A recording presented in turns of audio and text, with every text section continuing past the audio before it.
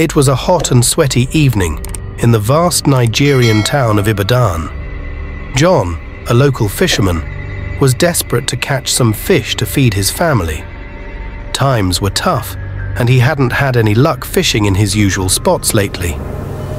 As John walked home after another bad day of no fish, he passed by the path that led to the forbidden river on the edge of the village. All the villagers avoided that river, saying it was cursed and haunted by evil spirits. But John started wondering if those were just made-up stories. Maybe the fish in the forbidden river were plentiful because no one ever went there to fish. After thinking it over for a few minutes, John decided to take a chance and try his luck at the forbidden river. Under cover of nightfall, he figured if he was quiet and careful, no one would ever know he had gone against the village rules. So, as it got dark, John grabbed his fishing spear and woven basket and headed toward the forbidden river. He made his way along the overgrown path, swatting away flies and mosquitoes. The full moon provided just enough light for him to see where he was going without tripping over roots and rocks. When John reached the riverbank, he was struck by how peaceful and pretty it looked. The water was clear and sparkling in the moonlight. Lush plants and flowers lined the banks. He could hear frogs croaking and insects chirping. Maybe there really were no evil spirits here after all, he thought. John found a flat rock to sit on and cast his fishing spear into the shallows. Right away, he felt a tug on the line. To his delight, he reeled in a large, plump fish. Over the next few hours, the fish kept biting non-stop. John was hauling them in left and right, filling his basket to the brim. By the time the moon was high overhead, he had caught more than enough fish for several big meals. Feeling pleased with his decision to check out the forbidden river, John figured it was time to head home before the sun came up, and people wondered where he had been. As he gathered his things to leave, he heard a beautiful singing voice call out from the water. "Hello there? Leaving so soon?" John peered at the river, but didn't see anyone. Hello?" he said nervously. "Who's there?" "Just a lonely maiden of the river," the voice replied. With a splash, a gorgeous woman, with long flowing hair and seashells covering her breasts, surfaced from the water. From the waist down, her body was that of a large fish, shimmering under the moonlight. John gasped and stumbled backward. You're a mermaid," he stammered. Mermaids were creatures of myth according to village legends, but here one was right in front of his eyes. The mermaid smiled warmly. "Yes, I am, and these waters are my home. I've been watching you fish all night. You're quite talented." John hesitated, both fascinated and unnerved. "Oh, well, thank you. I should really be getting home, though." "Wait," the mermaid cried. "I so rarely get to speak with humans. Please stay and talk with me for a while."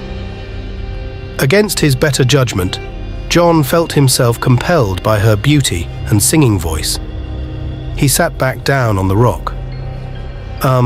All right, we can talk for a bit," he said. The mermaid's face lit up. She swam closer and rested her arms on a rock near John's feet. "Tell me about your village and your people." So John found himself describing life in the village, the simple mud huts people lived in, the goats and chickens families raised, the small vegetable gardens they tended, and the daily rhythms of life governed by the rising and setting sun. The mermaid listened closely, asking questions every so often. John began to relax in her presence. She seemed friendly enough, and it was nice to have someone to chat with. After John had talked for a while, the mermaid said, "Your village sounds lovely but lonely. Don't you ever wish you could leave and see the world?" John shrugged. "I suppose so, sometimes. But my family needs me, so this is where I belong." The mermaid swished her glittering emerald tail lightly in the water as she gazed at John with her head tilted. "You're loyal and true. I admire that in a human. What is your name?" "John," he replied. "John," the mermaid repeated. "I am Omorosé." "That's a lovely name," John said. "Thank you." Omorosé paused for a moment, seeming to consider something. John shifted on his rock, wondering if he should head home before his family awoke. But before he could make his excuses to leave, the mermaid spoke again. "John, I have an offer for you. It gets very lonely here with only the fish for company. I believe you and I could be great friends. We got along so well talking tonight.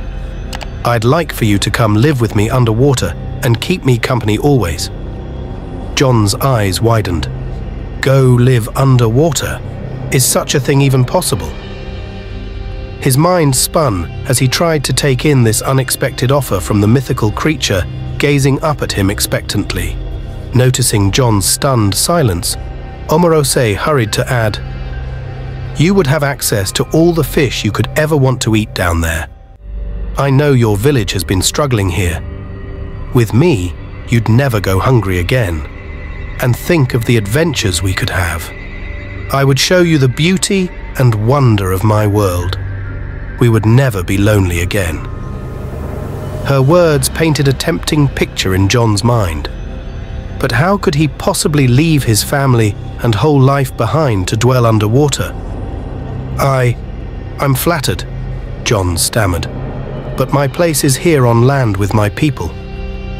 Omorósé's face fell for a moment. Her lower lip quivered, but then her lovely features hardened into a scowl, her eyes boring fiercely into John's. He leaned away, suddenly remembering the sinister legends surrounding this river. "I offered you a gracious gift," Omorosé said, her voice now low and threatening. The melodic tone vanished. "But if you will not come willingly, you leave me no choice." Before John realized what was happening, the mermaid lashed her tail angrily, splashing John with river water. As soon as the cold liquid hit his skin, he felt his limbs grow numb and clumsy. He tried to stand up to run, but his legs collapsed under him like they were made of rubber. He fell hard onto the muddy riverbank. Omorosé swam swiftly toward him through the shallows. Though she still had the form of a beautiful maiden on top, her eyes were now wild and predatory, like those of a great white shark. John tried to crawl away, but his arms were useless and weak. All he could do was flop helplessly as Omorosé grabbed him and dragged him into the water. Did Omorosé kill John? Well, that's a story for the next episode. We'll have to wait to find out what really happened. The mystery of John's fate and Omorósé's involvement will be revealed soon. Keep watching to see how the plot unfolds and to get answers to all your burning questions. Stay tuned for the next episode, where all will be revealed.